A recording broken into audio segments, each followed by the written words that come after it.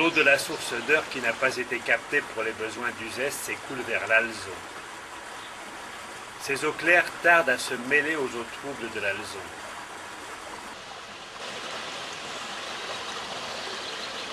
L'aqueduc de Nîmes commençait dans ce vallon, en contrebas de la ville d'Uzès, à une altitude de 71,12 mètres. Un premier tronçon a été dégagé. On distingue parfaitement les pieds droits enduits de mortier de tuileaux. La voûte, dont les pierres ont été enlevées, n'est plus qu'esquissée. Quelques mètres plus loin, la structure de la conduite a été conservée. Sur les 9/10 du parcours, l'aqueduc était souterrain et se présentait ainsi.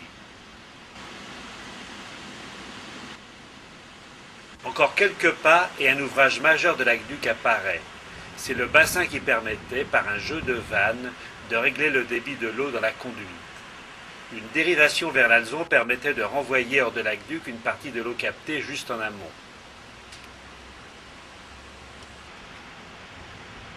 Un ouvrage semblable existe juste avant le pont du Gard. Découvert par des archéologues amateurs en 1991, le bassin de régulation est dans un état magnifique. Il permet d'imaginer sans peine la gestion de l'aqueduc et les gestes des préposés chargés de l'ouvrage.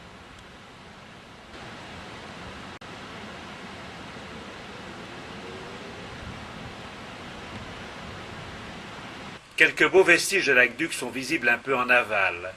On en revient content dans le beau paysage du Val d'Eure.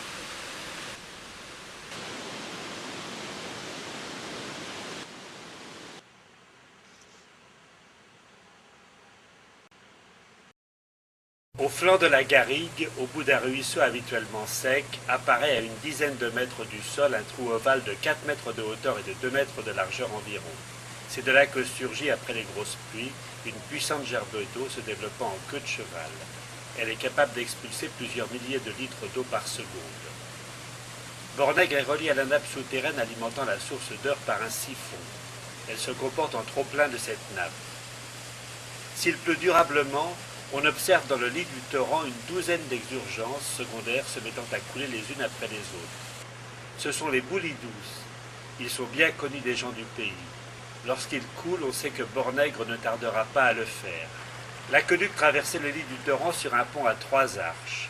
Seule l'arche centrale est dégagée. De puissants avant-becs triangulaires protégeaient les piliers, capables de résister au choc des matériaux transportés par le torrent en crue. Depuis le haut Moyen-Âge, le pont de Bornègre ne remplit plus sa fonction première. Le vieux pont devint un moyen de passage. On l'empruntait pour franchir le torrent. Le tablier est creusé profondément par les pieds des chevaux et le cerclage en fer des roues de charrette.